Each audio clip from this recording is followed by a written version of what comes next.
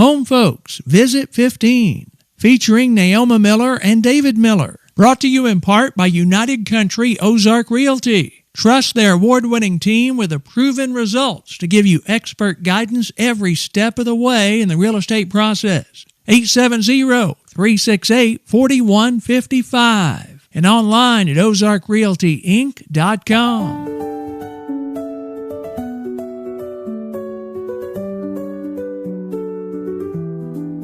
Hello there once again. I'm Ken Loggins, and this is Home Folks. Thank you so much for being here on the Ken Loggins Online YouTube channel. While you're here, please subscribe to the channel. It's absolutely free of charge to do so. And next time you're surfing on Facebook, don't forget to follow us there, Ken Loggins Online on Facebook. Our very special guest today, Naomi Miller and David Miller. We've done several combo visits so far on Home Folks. We've done 14 of these visits. This is our 15th. We've yet to do a combo involving siblings. So this will be a first, and I'm looking forward to it. So how's everybody doing? You look great. Feel great? All great? All good? Everything good for it, I know, Ken. Except that you're having to endure a podcast. Everything is pretty good. Let's rewind and talk about some of our earliest childhood memories. David, since you're the oldest, I'll let you kick things off. Where were you born? I was born at the hospital in Melbourne, Arkansas, down here where the stoplight is now. 1950, late 1950, and they were still operating the hospital there. As a matter of fact, the hospital functioned there until up in the 60s. I had 2 or 3 broken bones set there before I was 15 years old. But that's where I was born. Pretty much lived in Melbourne all my life. Mm-hmm. And Naomi, you were the youngest of the sibling group, correct? I was also born at the hospital here in Melbourne. And, okay. My mom told me about how the doctor that was here in town, I think his name was Dr. White, and he had moved somewhere else before her due date. So Dr. Grass from Calico was coming over to deliver babies when there was one to be delivered. She had gone into labor with me, and Dr. Grass came from Calico. Now, this is when roads were still gravel. And he had driven over I think he was on the other side of the river, but he had driven over on a Sunday morning. And I came and checked her, and he said, "Oh, you're not going to have this baby for a long time. I'm going to go back to Calico. I'm going to go to church." Well, he didn't make it back. So Johnny Sue Donovan, I don't know if you remember Johnny Sue. Certainly so. She was a public health nurse for a long time, but I guess at that time she was the nurse at the hospital. And her husband, Jack, who was he was a radiologist. Well, he wasn't a radiologist. Well, he took all the X-rays, all my bones. He was a X-ray tech, I assume. But anyway, so Johnny Sue and Jack delivered me. Wow, that is quite a story. I learn something new every time I do one of these visits, and that's a super neat story. And there's 3 siblings in your family. Talk about your sister. Our sister, who is between me and Naomi, was born in 1952. I'm sure she was born out here too. Yeah. You would never suspect that she was our sister. Both of us were light-headed and blue-eyed and kind of short. Martha was thin, tall, brown hair, brown eyes. She looked like my mother's side of the family, and me and Naomi looked like her dad's side of the family. But Martha graduated from high school 2 years after I did, and me and her graduated from college on the same night. She caught me pretty fast once we got away from Melbourne. But me and her and Naomi all graduated in 1973. Naomi graduated from high school, and we graduated from college. There you go. Okay. And Martha went on to get a master's in music at the University of Texas, and then a law degree from UALR. And she practiced law in Little Rock for a long time. She's retired now. She lives in Little Rock. Okay. Shout out to Martha in case she's tuning in. Of course, your mother, Ruby Robertson, who married your father, John Miller. Talk a bit about grandparents on the Robertson side.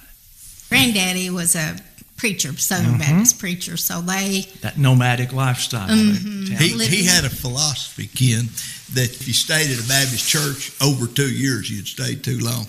Didn't matter whether they liked you or not, didn't have anything to do with it. He just thought you ought to preach 2 years, maybe 30 months at the longest, and you need to move on and go somewhere else. So he moved all over northeast Arkansas, western Tennessee, and Kentucky.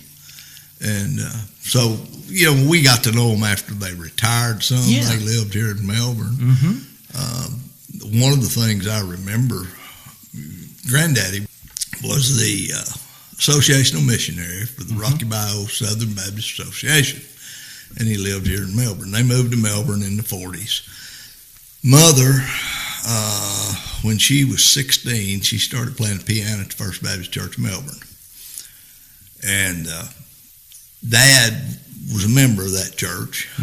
Mama and Papa was a deacon, and they were always big in First Baptist Church of Melbourne. But Dad was smitten by Mother, and Mother was a beautiful lady. Anyway, they got to sparking a little bit, and in November of 1949, Mother had turned 17 in August, and in November, Dad decided that they sure need to get married. And Granddaddy was not in favor of that at all. He thought Dad he just didn't like it. And I've heard Mom tell this story 1,000 times, and Naomi has too. But they went to, Brother Hugh Cooper was the pastor of First Baptist Church. They went to Brother Hugh's house and asked him, without Grandmother and Granddaddy knowing it, they went to Brother Hugh's house and asked him if he'd marry them. And he agreed to, and he married them, and Dad borrowed $10 from him to go on his honeymoon. Wow. They went to Jonesboro, where Dad was enrolled in college at the time. And they had their honeymoon there, and they came back, and Mother went, before they left, as a matter of fact, they went to the house. They went to Granddaddy's house to get some clothes. And Mother went in, and Granddad wasn't in the living room. Grandmother was. And Mom said, Grandmother said, what are you doing? Mom said, I've come to get some clothes. We've got married. We're going on our honeymoon to Jonesboro. And Grandmother looked at her and said, you'll have to ask your daddy. That's a true story. We might be a little past that, but I can, yeah. Wow. Anyway, Mom, when they came back from the honeymoon, Mom moved in with Mama Miller. Okay. And she finished high school that year, and that's where we lived till I was 6, I guess. Naomi had been a year or so old. What do you remember about all that? I remember living in a little bit of living with my mom. That's where I remember spending most of my time, because Mom worked when we were growing up, and so I would go to Mama's house, and when I got old enough for school, and so that's where most of my memories are from. Your dad had quite the health scare when he was younger. Give us the story of what. Yeah, he had rheumatic fever and was in bed, as I have heard, was in bed for a year. Because Aunt Margaret took care of him. Yeah. And so I have the plate that it's a pink depression glass plate that Mother had saved and put a note on it that's the plate they fed him on this whole year. They would take his food to him in bed, and so he had a heart murmur from that. He majored in chemistry and had intended to go to medical school, and so when he went, he had to have a physical before he could get admitted to medical school. And since he had that heart murmur, as I understand it, they wouldn't let him in because they said, well, you are not going to have a long life expectancy, and so we're not going to invest in your education. And so he was turned down for medical school. So, I have heard him say that, he wanted to go to medical school because he wanted to help people. but he feels like, as it turned out, he probably helped a lot more. Maybe he helped a lot more people. One door closes, one opens. So I don't think he ever. He always tried to look at the positive for that wasn't what was meant to be for him, and he just made the best of it. And I think he loved being in politics and serving people. Certainly. So we have a lot more ground to cover on that front. Want to take a couple of minutes right now and say how much we appreciate our Home Folks partners, people like Mike Watson with State Farm Insurance, offices in Highland and Melbourne, everywhere online at talktomikewatson.com. Also, for your next dental appointment, Sonia Hames-Wiles Family Dentistry on the south side of the square in Melbourne. Give her a call, 870-368-6666, 870-368-6666. What first comes to mind when you enroll at Melbourne Elementary? Circle of friends, teachers, favorite subjects, not so favorite subjects. Kind of cover that ground, Dave. Like I said a while ago, we lived with Mama till I was 6 years old. Mm-hmm. And Dad got in politics when I was a year old. He ran for county clerk, and he was elected 2 terms county clerk. He was 22 years old. He served those 2 terms, and Charles Cheatham ran him and beat him. Mm-hmm. So he didn't have a job. And I had started in the first grade. I was crippled. I had a disease called Legg-Perthes disease, and I was on crutches for about 2 years. I couldn't use my right leg. And I learned real early on, Kenny, how to use that to my benefit. I could really lay it on. I could make people feel sorry for me, and I could get about anything I wanted. But anyway, after Dad got beat, he had to have a job. Sure. We moved to Bauxite, Arkansas. That's right. Mm-hmm. And that was back when Reynolds and Alcoa both had big plants going, and they were hiring, and they were doing a lot of bauxite mining. And anyway, we moved down there, and Dad went to work for Reynolds Mining Company. And if you've ever seen the movie Coal Miner's Daughter about Loretta Lynn, that's pretty much the conditions that we had. That would have been in 56. Mm-hmm. And we lived in a 2-bedroom house on stilts. Mom, Dad had a bedroom. Me and Naomi and Martha all had the same bedroom. It was a 2-bedroom house. Didn't have a bathtub. Had a metal shower stall. Is what it had. But anyway, we lived there, and I went to Benton. I went to Melbourne the first half of my first grade. I went to Benton the second half of my first grade. I went to Bryant the first half of my second grade, and then Dad couldn't stand it any longer, so we moved back to Melbourne, and I went to Melbourne the second half of the second grade. Okay. My first teacher was Miss Virgie. Miss Virgie Evans. She was a single, never married, old maid kind of deal. And then our second grade teacher was Theo Harris. Third grade was Ray Walker, who lived right on out the road here. Fourth grade was Owen Harville, and then Herman Dover. And then Leela Davis taught sixth grade, and she was Miss Virgie's sister. Okay. She was married to Kay Davis, who lived next door to us. All 3 of them, Kay and Leela and Miss Virgie, they all lived in the same house. Anyway, those, and I tell you what I remember as much as anything about first grade Melbourne, second grade in that grade school, was everybody was pretty much the same. Mm-hmm. You didn't have folks, we all wore hand-me-downs pretty much. And you jeans, all of them had patches on them. It was just, and it was a pretty good way to grow up. I enjoyed my time, but that's kind of what I remember about starting the school. Now, of course, did you take this elementary school tour along with David, or was that a little bit before your time? No, it was before I was born in 55, so I didn't start school until we were back in Melbourne. But I had Miss Virgie, and a lot of people around here who had Miss Virgie did not like Miss Virgie because if you had a ponytail, she'd pull the ponytail, or I've heard them tell about her slapping their hands with a ruler and whatever. I kind of think that's the way her and Miss Leela taught. I didn't have Miss Leela, but anyway. So since Mima lived next door to them, I would go over to their house all the time. So I kind of was a pet. Hey, we do whatever we can. I mean, I was in the first seat. I got to lead the lunch line, and so I'm sure all my classmates probably did not like me.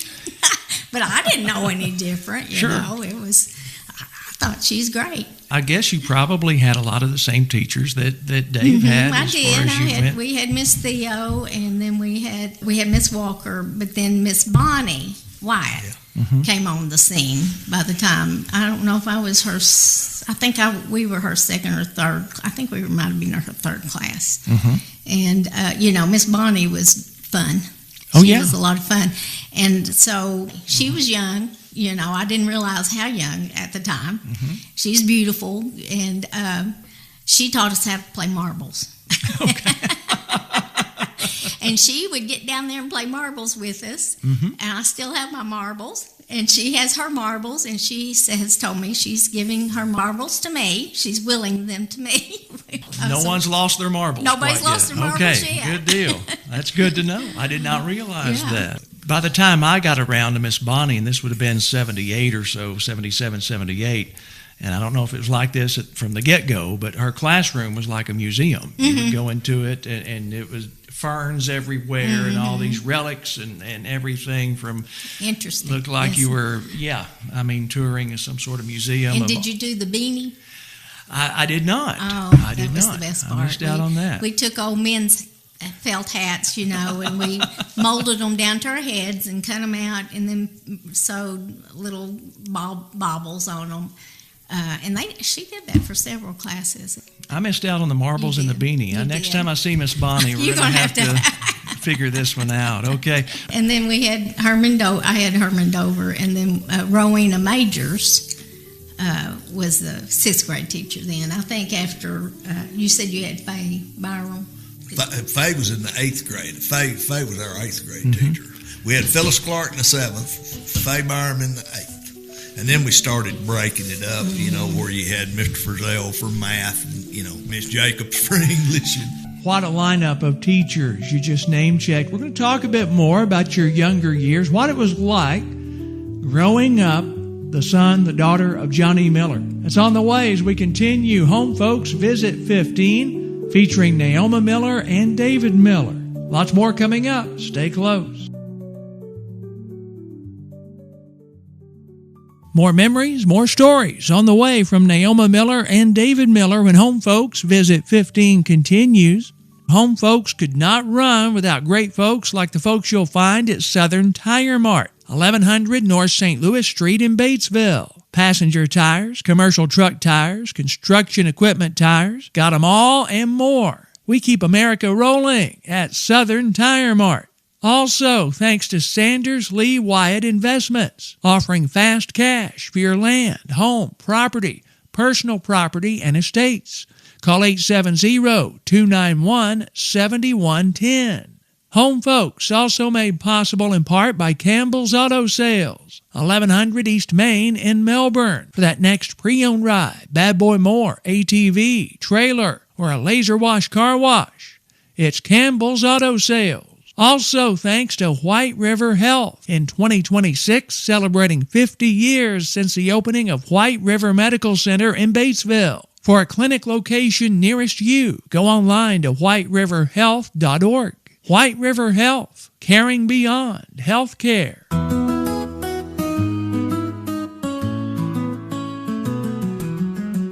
Welcome back to Home Folks Visit 15, our visit with Naomi Miller and David Miller. We've been talking a lot about their younger years, their elementary years, heading into high school. David and Naomi, I wanted to ask each of you, growing up in your younger years, when exactly did you realize your dad, John Miller, wielded a lot of influence, was a mover and a shaker, so to speak, not only in Izard County, but statewide and beyond? I'm not sure I was bright enough in those years, Ken, to know that. Dad was first elected state legislature in 58, I guess. Started serving January 59. And I graduated 7, 8, 9 years later from high school, but it didn't, it didn't really soak in on me till I started working at the courthouse in the abstract business and insurance business and getting involved with his political part. Now, I went with him a lot campaigning when we'd go. That was when a politician in Edward County went and tried to meet every individual in the county. You just tried to shake all their hands. And the primaries were in July and the runoffs were in August. It was always hot. And I'd go with him. And one of the reasons, I really liked going with him, one of the reasons was he'd stop at the Boswell store, for instance. That's when there was a store at Lunenburg and there was one at Twin Creek. There was just little stores at 44. There were 2 stores at 44. And there were just little stores all over the county. And in that hot weather, people were making gardens. They wasn't making their garden. They were picking their garden. They were working in their garden. But we would stop at a store, and Dad would go in and he'd buy a case of cold Cokes. And Cokes were a dime, most of them probably about 8 cents. But anyway, he'd buy a case of Coke, and we'd take off, and he'd start stopping at houses, and these people would be outside. Wasn't a lot of folks had air conditioning. We didn't have it. And he'd give them a Coke. Well, every time they got one, I got one. And that was the only Cokes we ever got. So I always really wanted to go with Dad campaigning. But Dad, nearly all the roads in the county were gravel. Dad drove like a maniac. We slid every corner. I learned how to drive like Mario Andretti at the time and did it. Naomi, I know that maybe the more cynical view of it was your dad really knew how to work a room. He had good political instincts and strategies, but I prefer to look at it, and I'm sure you prefer to look at it, as he just had a way with people and wanted to help people. And if politics was a way to help people, if you love your job, it's not a job. That's the way he felt you never work a day in your life if you love your job. And I think that's how he looked at it, don't you think? Right, I think so too. And what always impressed me is it didn't matter where we went. If we were around here or if we went to Little Rock, we'd go in a restaurant or wherever we were. He would know somebody, or somebody would say, "Hey, John," and so he would know their name. And he would call them by name. And so that's what always kind of is a good memory for me is, and he would go, even if he didn't know them, he'd go over and, shake hands and visit with people. And Mom, one of my memories is Mom getting so, she would not be happy because he would get phone calls. The phone would ring 24/7 all the time. And especially on Sundays, they're eating Sunday lunch. Because people knew he would be home, and that's when they could get in touch with him. But he would take that phone call and talk to them, and if they were needing something, he would tend to it right then because he just felt like that was his job, and he wanted to, take care of them.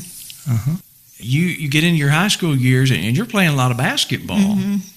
Dave, were you much of an athlete? Did you play a lot of basketball? Yeah, I played, but I wasn't any good. But you were on the team. Hey, listen, when they wanted somebody to foul out or somebody to get mad, they'd put me in and I'd push them a little bit or something. I was kind of a Dennis Rodman type guy. There you go. You got to have a Dennis Rodman on every team. Now, Naomi was part of that 1973 overall state championship team at Melbourne and coached by Wayburn Watson. Everybody has a Wayburn Watson story. Good memories. What stands out in your mind when you think about that team, that group that was on that team? I don't know what it was. I don't know. It was just something I can relate it to, what's that movie?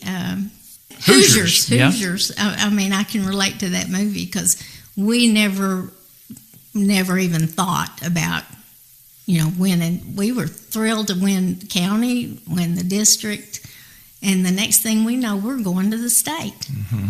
And I think we had gone to the state when I think we went to the state when I was in the 10th grade. I don't even know if we won a game. We went to the state when I was in the 11th grade, and we might have won 1 or 2 games. But then when I was a senior, we won a game. We won another game. We won another game. And then, before you know it, we're in the finals. It's just like we weren't expecting it. I think that was part of it is we didn't get the big head about it. Were you a guard or a forward? I was a guard.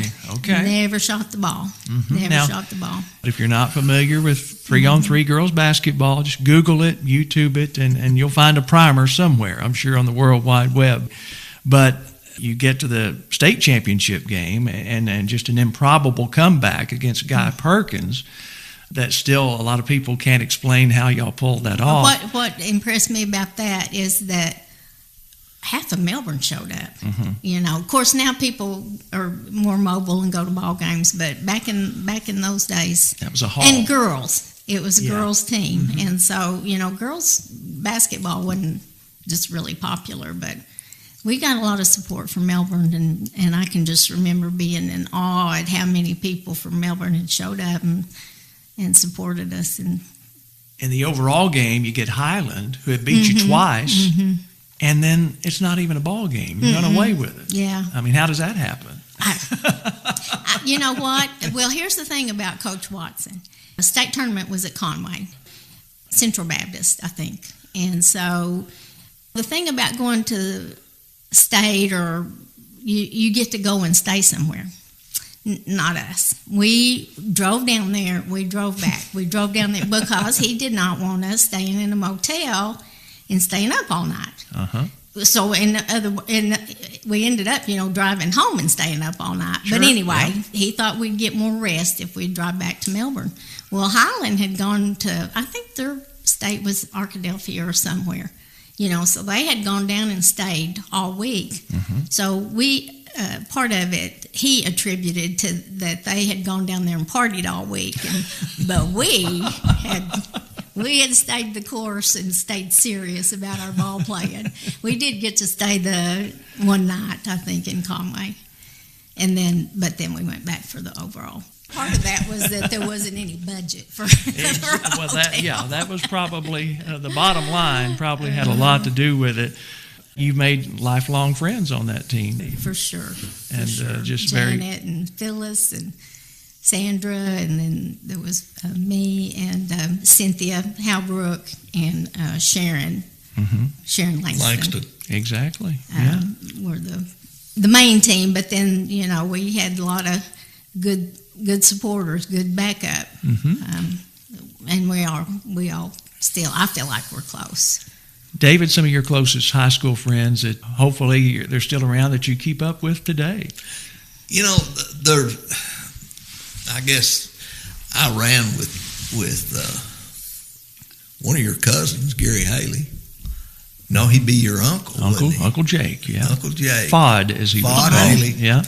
I ran with Fod, and of course Fod, me and him went to Washington State a couple of years and worked out there in the orchards, but he ended up marrying and staying out there. Rodney Hall, who owns Sleep Starlight Mattress down at Batesville, we graduated together. Rod and I still, we text back and forth occasionally for Happy New Year's and that sort of thing. Pat Felton was a good friend of mine, Pat Franks. Mm-hmm.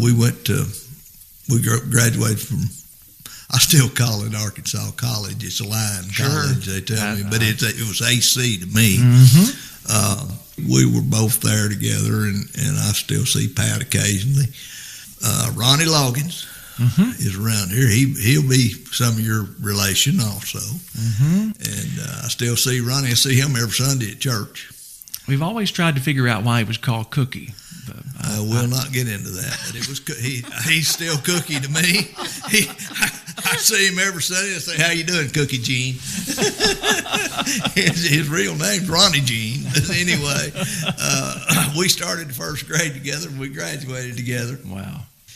And that those are a lot of Una That's right. sitting. Una was a good friend of mine, and Susan Fudge. We were neighbors forever. Our farms joined, and Susan and I also started first grade together and graduated together. But he was a year younger than you, but Gordo. Gordo was a good friend and still is. But he was a year behind me. We were the same age, but he was a year behind me. A lot of neat names there, a lot of good memories, that's for sure. I want to remind you that without these good folks, without these partners, we wouldn't be doing what we're doing. I'm talking about Shane and everyone at Townsend Spice and Supply, 725 East Main in Melbourne, specializing in custom spice blends, herbs and seasonings, spicing things up since 1978. Also, thank you to Joy and Hazel and everyone at Sharp County Outdoors, 587 Highway 62 West in Ash Flat, your go-to for sales and service of used tractors, equipment, ATVs, and UTVs. Check out the new building they have there on the property next time you're by, 587 Highway 62 West in Ash Flat. Graduation rolls around, 1968. You're thinking about, what am I going to do with my life? At that time, what did you have in mind when graduation time came? Nothing, just to be honest about it. I didn't have any ambition to speak of. I went to Jonesboro. Of course, I didn't have a car. I went to Jonesboro and lived in the dorm the first semester of college. I lived in Twin Towers, which isn't even there anymore.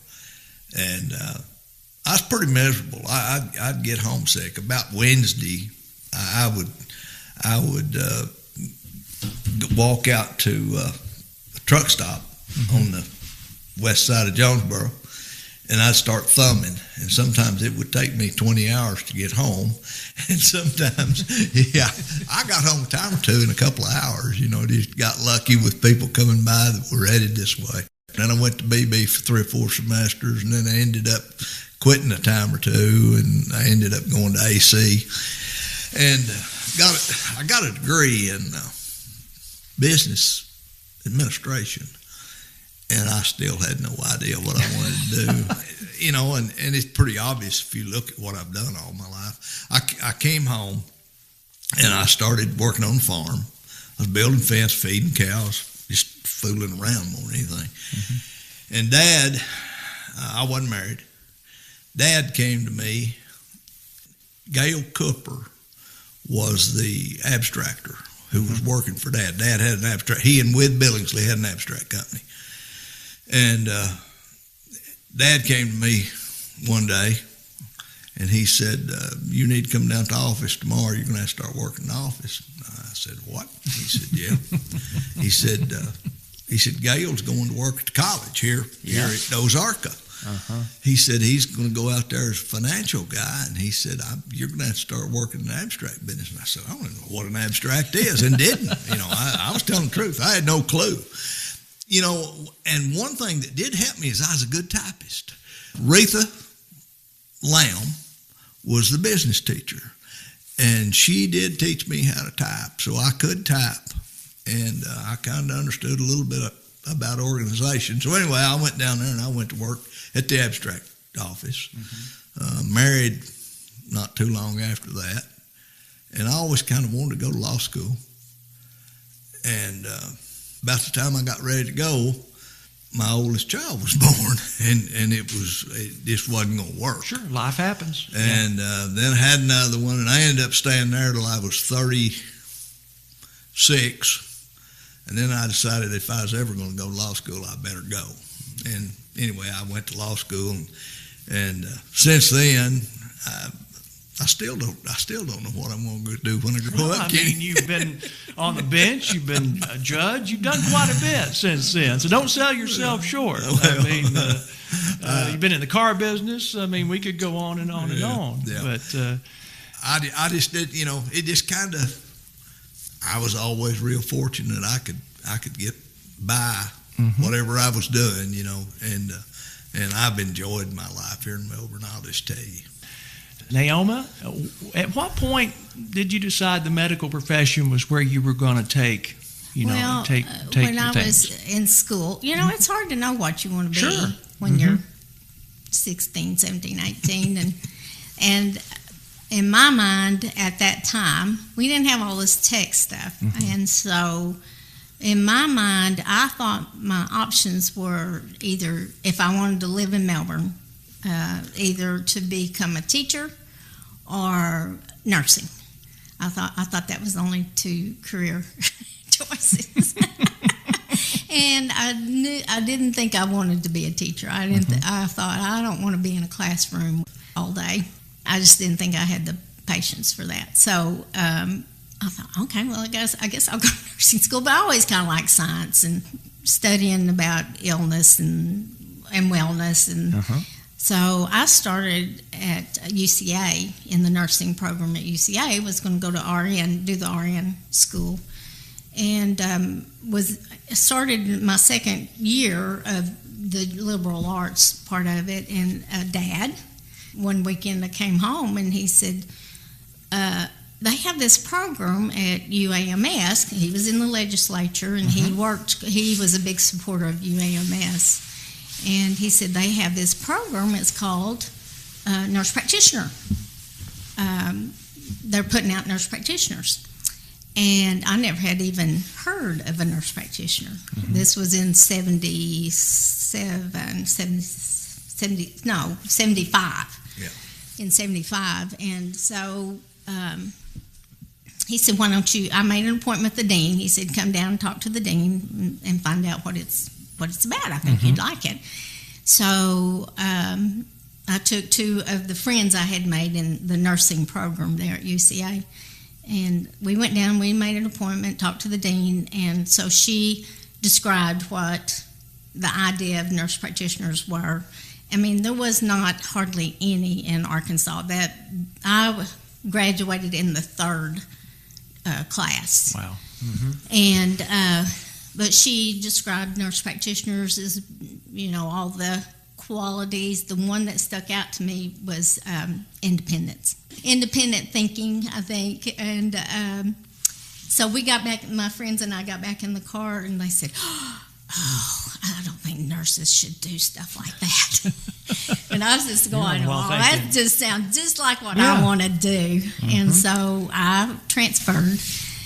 They didn't go with me. I always wondered about if they regretted not going with me. But anyway, I transferred and graduated from UAMS as a nurse practitioner in 78. So I've been a nurse practitioner for 40. Working on 50 years? Yeah. Wow. It was. I felt like I was kind of a pioneer because there was not any in this area, and I kind of had to explain to people, to patients, to physicians. I worked for the health department, and we had a program that doing prenatal care, so I had to work with physicians in like 9 counties to so that they would let me see some of the patients in the health department and them deliver the patients.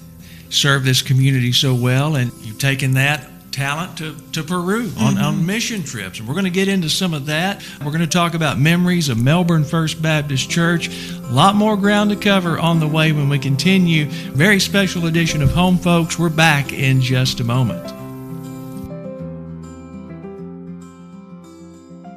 Lots more with Naomi Miller and David Miller when Home Folks visit 15 continues. Home Folks made possible in part by Bill Davis Trucking and Bray Fast Freight, specializing in state-of-the-art temperature control, secure transport. Always on the lookout for good, dependable, certified drivers. Coast-to-coast team drivers especially needed. Get details online at BillDavisTrucking.com. Also at BrayFastFreightLLC.com. Home Folks also brought your way in part by Pizza Pro Depot, 2534 East Main in Melbourne. Not only the best pizza in town, made-to-order breakfast, milkshakes, and their world-famous ice cream nachos. And while you're there, might as well fill up your gas tank too. Pizza Pro Depot, next to Triple M Discount in Melbourne. Also, thanks to Remax Edge Realty in Melbourne, 1188 East Main Street, helping buyers and sellers achieve their dreams. Your hometown agents. Call 870-916-2008.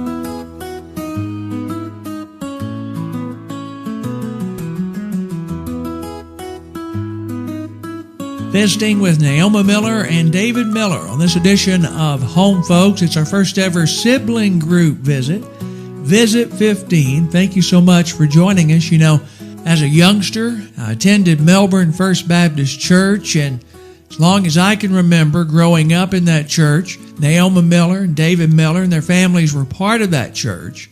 You know, it wasn't too long ago I posted a picture of the Old Baptist Church building, sat where the Miller's Hardware parking lot, Izard County Abstract parking lot, sits now, just off Lunan Street. And the post got such a huge response, some tremendous stories from that old church building. I enjoyed reading each and every one of them. And Naomi, you responded with a comment talking about Vacation Bible School days in that old church building with Brother Hugh Cooper as the pastor. Talk a bit about that.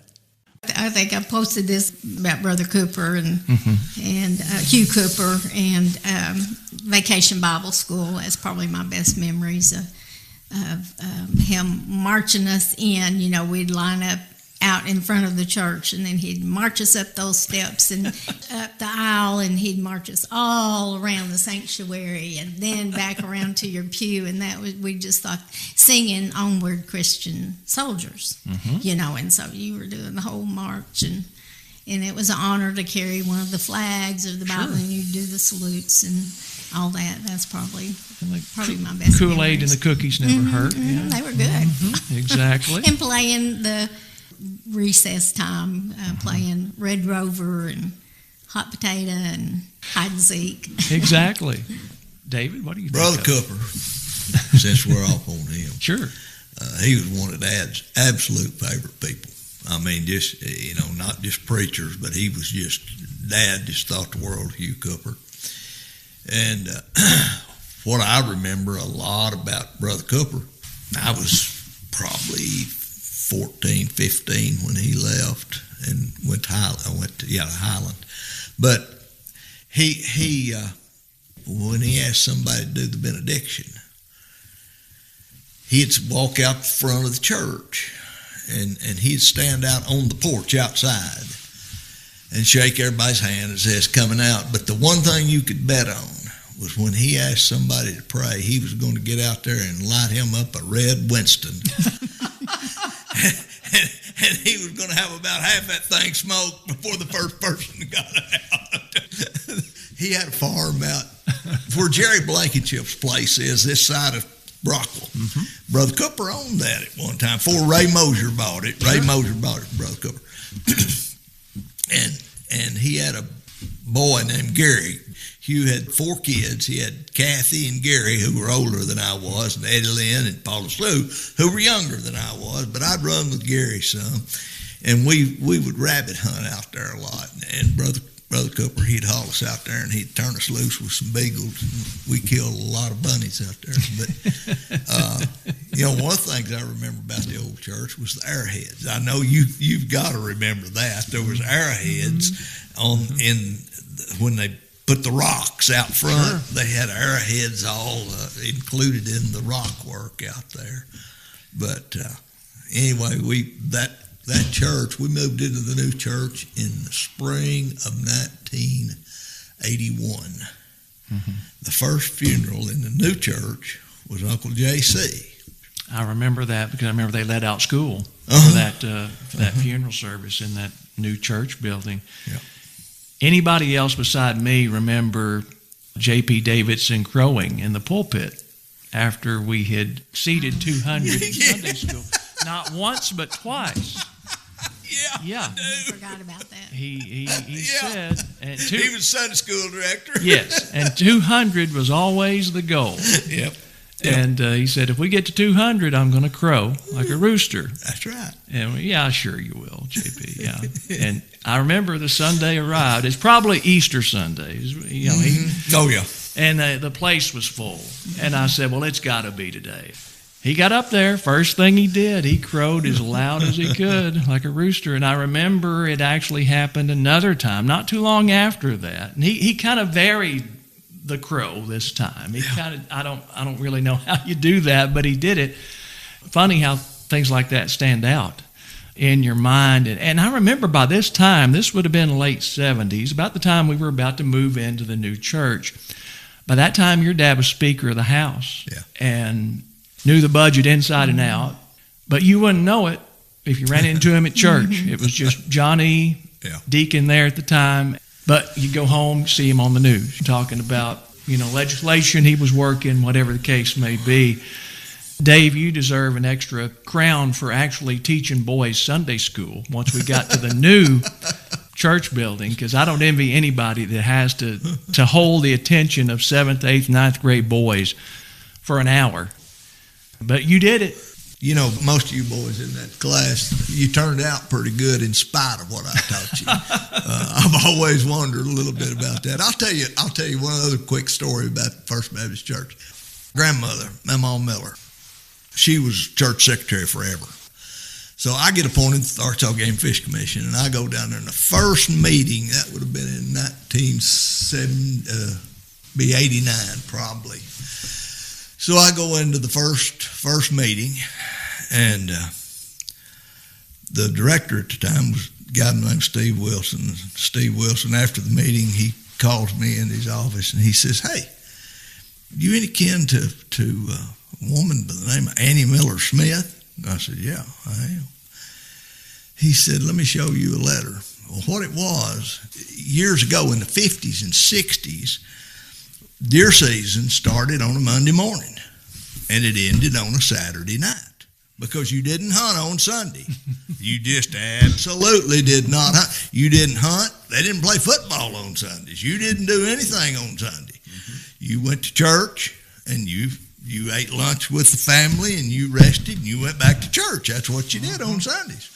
So anyway, the Game and Fish Commission had voted to open the season on Saturday, and the reason was so everybody'd have the equal opportunity to hunt. A lot of people had to work on Monday, sure. But anyway, they had voted to open season on Saturday and run it for a full week. So that's Saturday and Sunday. Mama had written them a letter from the First Baptist Church of Melbourne, telling them how sinful and how awful and how everybody was going to go to hell over that because they were hunting on a Sunday, and we had a state agency that was promoting sin, and they still had that letter in their archives. And anyway, Steve Wilson showed me that letter, and we got a pretty big kick out of it. Wow, I had no idea. Yep. A reminder that Home Folks is brought to you in part by Triple M Discount and Miller Poultry and Cattle. You've heard of those folks, I think. Silk flowers, cemetery arrangements, hardware, tools, home decor, fresh eggs, locally raised beef as well. You'll find it at 2412 East Main in Melbourne. Also, big time thanks to our friends at Cooper's Hawk and the Hawk's Nest Grill in Melbourne, ranked number 1 in the state for 3 years straight for good reason. Come and play, come and stay at Cooper's Hawk and the Hawk's Nest Grill in Melbourne. I wanted to ask you a little bit about mission work in Peru, Naomi, and how that all got started. Well, our Uncle Don, our mother's brother, is a Southern Baptist pastor, and he had served as a missionary in Peru a few years, and he came back, became our pastor at First Baptist. And he started talking about taking a group, and initially I think it was a guys group with David and Brad and 2-3 other guys. And he said he wanted to take a dentist. He wanted to take a dentist down there because he knew from his time down there about their dental needs. People, they don't have any dental care. They're in pain, and so he thought, if I can just take Brad down there and pull some teeth and give them some relief from that tooth pain. And so he was talking about it. Mother fixed the Sunday dinner every Sunday, and usually Dawn would come and have Sunday lunch with us. And he was talking about it one Sunday that he would like to take a group, and I said, I'd kind of like to go too. So I think it was 97. So I kind of wormed myself into the group, and I had no idea what to expect, what we were doing. David and Brad and me, and there was 12 of us, I think, on the first group. We took John David and Matthew, so that was, and Pat Davidson, Patrick. Yeah. There was 12 of us, and we had no idea. I mean, I had no idea. Just off into the wild blue yonder. Just Dawn took us, and I gathered up some medicine. We went and he took us out to some villages, and Brad pulled teeth, and I saw whoever came from wherever. I don't know how many Tylenol I took, but the first, like 4 hours we ran out. Because you're out in the middle of nowhere, sure. And they have nothing. They have no money. They don't have anywhere to buy Tylenol. They're all, have backaches and headaches, and they have nothing. And so they were all wanting Tylenol, and so we scrambled and went back to town to get more for the next few days. But there was just such a skeleton crew, and people were just lined up. We would show up, and they still do. They let them know that a team's coming, and so they'd be lined up. Well, we were just herding people in, and I was the only one seeing patients, and so I eventually decided, well, I'll just have David, because we keep a record of the people we see, and so I'd have him write down. I would, listen to their heart, listen to what they were having a complaint about, and I would tell David to write this down. So he was sitting over at a desk and writing down what I was telling him, and so the patient would leave for me. They would walk over to David and say, gracias el doctor. He was the doctor. It's such a chauvinist. It's a really chauvinist culture anyway. So a woman couldn't be the doctor. Sure. It had to be the man in the room. It didn't matter that the man wasn't doing anything except writing. I'm sure you didn't live that down anytime soon. Lots of people calling him Dr. Dave. Yeah. But it was a learning curve, and we've just we've learned every time we go. We learn something. So the seed you planted there on that initial trip, what has that mushroomed into now? How does a trip down there look? It costs twice as much. There you go. They're not going to lower the airfare. The airfare costs as much as our first trip. Yep. Now, but just we'll usually have 25, 30 people go, and I have, usually we'll have several providers, two, three. We've got a couple of dentists that actually live there that help us, and then we try to take one or two from here if we can. Do you have a few younger folks that are getting in on this and getting excited about it? Love to take teenagers, and it's kind of like Dawn. I would remember, when Dawn was missionary there, he came back a time or two, and would show pictures, and he would say, you can show all the pictures in the world, but there's not a scratch and sniff. You just don't get the full picture of what it's like to be there and just actually see how poor, people are, and people living in, huts with dirt floors and might have 4 walls, and it's just, and it's good for young people to go and see. It's an eye-opening experience. It gives you some perspective on how blessed we are. We have no idea unless you see it up close and personal. It's true.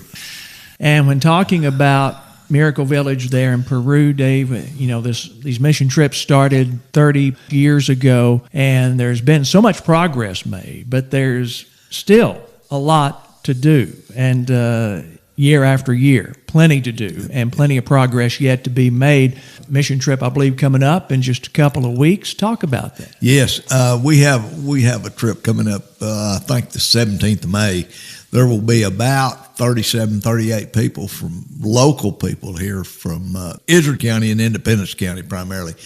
Doctors, nurses, dentists, and we will go down there and we'll spend about 2 weeks, 10 days, 2 weeks, trying to attend to the needs of some less fortunate people.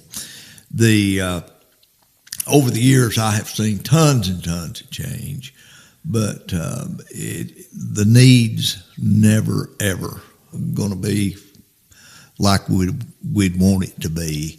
You don't have to go on a mission trip, Ken, to be a part of this type of function.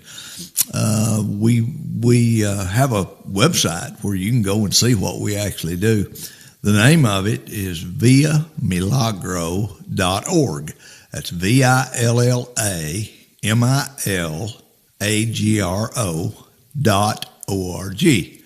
And you can go on there, you can see the mission trips that people are taking, you can see the staff that we have down there. And it's just a wonderful organization. We've done tons of work. We've drilled hundreds of wells. We feed lots of kids every day.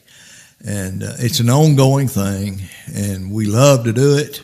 And we can always use any help that anybody might be able to come up with. Do keep that in mind, because you might be listening and thinking, well, maybe I'm older and I just don't have the get up and go, can't do a mission trip like that. There's always an opportunity to help out. You can donate there at the website that Dave just talked about, or you can just pray. I mean, that certainly is probably the biggest help we can get. It is. With something like that. Yeah. No probably about it. You know, we struggle trying to keep a mission couple down there, what you call a gringo couple, people that understand the North American mentality and the Latin mentality. There's a little difference. You know, we're all people. We all want the same thing, just to be honest about it. We all want our kids to do better than we did. We all want good health. You know, we're just not as different as you think we are. Mm-hmm. We may speak a different language, but there are some cultural differences that you need to understand if you're going to be down there on a full-time basis. And keeping a mission couple living down there, it is a struggle, but I think we're in pretty good shape right now. We've got a couple from San Angelo that are going down there, Danny and Cindy Oaf. And I've really got some high hopes that they're going to plug a hole for us for the next few years. And once again, what's the website one more time? villamilagro.org. Okay, so check that out. And like we said a while ago, maybe you can't donate monetarily. Maybe you're younger and thinking about, I would like to take a mission trip one of these days in the next few years, or whatever the case may be. That's a great place to start and learn what it's all about, isn't it? It certainly is. You know, one of the more fun things I've done over the last 30 years, I've probably been on over 100 of these trips. And one of the really fun things I do is take new people. You know, you take people that have not been out of the country and not seen the kind of poverty that we deal with, not seen people living on dirt floors and not seen people that haven't had any electricity and still cook their food on a wood stove. You know, it's really, really heartwarming to see the reaction of especially young people. Mm-hmm. Because, you know, we live, and me included, live in a spoiled society. And to watch them interact with those people and see how their hearts are touched is really moving.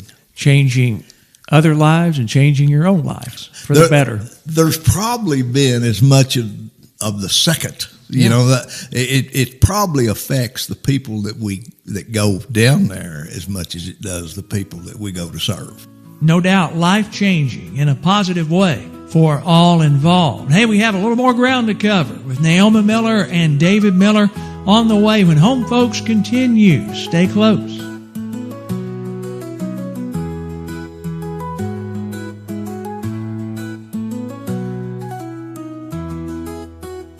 Home Folks, Visit 15, featuring Naomi Miller and David Miller. Brought your way in part by Ozarka College. Changing lives and communities since 1975. Campuses in Melbourne, Mountain View, and Ash Flat, offering online courses as well. Get details online at ozarka.edu.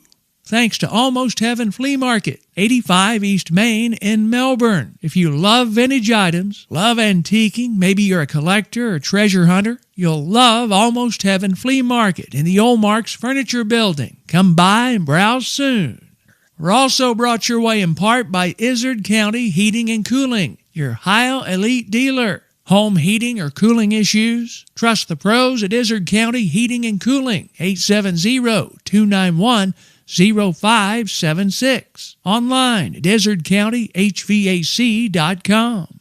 Also brought your way in part by Skeeter Beans Car Care and Towing, 260 North Main in Melbourne. 24-hour towing service, a full-service tire shop, automotive repairs and parts too. 870-368-4350 and online at skeeterbeans.com.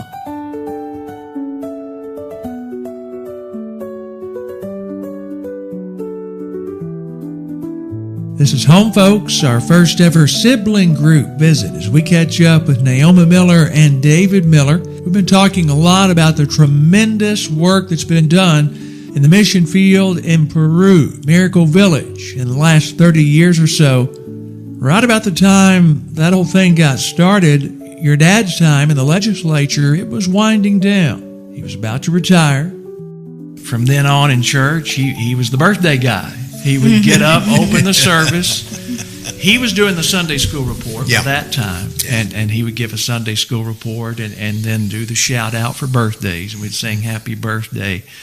Talk about the impact that 40 years in the legislature you think had for not only Melbourne but North Central Arkansas. Because when I think of it, I think of how when I was younger, and I'm sure y'all identify, a trip to Batesville was 45-minute drive, twist and turning and everything. But I remember, once John E. was done in the legislature, that road was a lot straighter and those curves were not as sharp. And you could say that about a lot of state highways all throughout North Central Arkansas. I can't count, and y'all can't count the number of people like we were talking about that would make those calls to your dad there at home. A lot of folks got their careers started with the help of your dad, and they're retiring soon, from those careers. So no telling how many lives changed for the better with just job opportunities that he would help out with. And behind every good legislator, like your dad, there's that rock that was Ruby right there with him. General thoughts on that front from both of you? That rock, I can remember every filing season. When you filed, if you had to file for re-election, Mother it would just kill her. She did not want him to do it. Now, she was going to support him, whatever he did, but it just drove her crazy, Kenny. Dad, I've seen in business and other places, I've seen people let that phone ring. Hey, Dad couldn't do that. If the phone rung, he was going to answer it. If somebody else had to take the call because he was on another line, they'd take a note. And listen, I'm going to tell you, all the calls that he was going to call back were not friendly. A lot of them, they were going to chew him out, and he knew they were going to chew him out, but he called them anyway. Yeah, price of admission, you knew it. Yeah, he took a lot of chewings over the years, but he never got bitter over it. And he never complained. He never ever complained about the phone calls Nope. And he never complained about people he knew didn't support him. Now, Mom might have said a thing or two. Might have said, "Well, they didn't vote for you," and he'd go, "I don't care. I am here for everybody." And I'm gonna need their vote next time. That was kind of the philosophy. But he never complained. He surely didn't. The first paddling I got from Glenn Billingsley, who we just recently lost. And if you got a paddling from Mr. Billingsley, you knew it. Yeah. And he'd use the tree stick there, and he would kind of size things up there before he started. Let you think about it and dread it for a little while. He'd make you dread it. It was over pretty quick, but it was pretty intense. Me and a buddy of mine got our first paddling in there because your dad had just won re-election, and we had altered the lyrics to Victory in Jesus to Victory in John E. And We were cutting up and having fun with it. Yeah. Old Victory and Johnny, our representative forever. And Billingsley was just kind of smiling at us. We were all cutting up. He said, I need my 2 singers as well to come up here. I always wanted to tell your dad that story. I said, we were campaigning for you and got a whipping out of it. But we probably deserved it because it was sacrilegious. We probably deserved what we got. But like I said, I just had to throw that in. Naomi, general thoughts about your dad, his legacy that he left for this entire area? I don't know. I think he had a lot of influence with the Ozarka, the roads, like you talked about. Sure. I think, and he did a lot for this area, but I think he also did a lot for the whole state. Mm-hmm. I think he felt like it was important to support the whole state. But I think our Ozarka, we have a lot. I think Boeing, our airplane plant, that was some good jobs. Mm-hmm. For a long, long time. And I can remember at his funeral, lots and lots of people came up to me and said, your dad helped me, get my first job, or, it made you feel good. Understandably so. I want to remind you right quick, we appreciate our Home Folks partners, talking about Izard County Abstract with an office full of names you know and trust. A lot of traditions since 1954. Names like Miller, Caraway, Morris, Watson, and more. Izard County Abstract, Future Fuel Chemical Company in Batesville. Appreciate them so very much. Leading the way when it comes to the manufacture of specialty chemicals and biofuels. I really appreciate David Miller, also Naomi Miller, joining us here on the special edition of Home Folks. When I wrap up these visits, I always ask for life advice for younger folks that might be tuning in, just starting out. Some pearls of wisdom each of you have picked up during lives well lived, anything you could pass down. And Naomi, I'll let you go first. If you want to do something, you need to do it and do it when you can, because before you know it, you're as old as me and David, and you can't anymore. So Dave went to law school in his late 30s. That's right. So, That's right. So if you got around to it. If you have a dream, or if you think you want to do it, you need to do it while you can. And he became a doctor in Peru, and just that's right. Overnight. Yeah. Dawn always said I read a book on the plane down there, Dentistry for Dummies. There you go. But Brad Willis was a good teacher. Crash course. Yeah. I miss Brad. Mm-hmm. Like Naomi said, life's short, a lot shorter than you think it's going to be. Mm-hmm. You look back and you wonder what happened. But, I guess my best advice, Mama, a couple of things she always taught me is if you can't say something good about somebody, just keep your mouth shut. And the other thing is always treat people like you want to be treated. That's probably the most important thing that you'll ever do is treat other people like you want to be treated. And if we'd all do that, we'd live in a lot better place. More often than not, things work out a little bit better than they do sometimes. Yep. Well, I want to say how much I appreciate both of you, your family. You've been lifelong friends of our family. Appreciate that friendship and appreciate the contributions that y'all have made to this community and this part of the country. And thanks so much for taking just an hour out of your busy schedules. I know you're both busy to talk about some memories and share some laughs, and we're all better for it, and we certainly appreciate you doing that. Thank you, Kenny. Thank you, Kenny. Naomi Miller and David Miller visiting with us on this edition of Home Folks. If you like what you hear, and hopefully you do, I encourage you to subscribe to the YouTube channel, Ken Loggins Online on YouTube. That way you'll stay on top of brand new episodes whenever they become available here on Home Folks. And also follow us on the Facebook page, Ken Loggins Online. For Naomi Miller, for David Miller, I'm Ken Loggins saying so long for just a while. We'll talk to you again soon on Home Folks.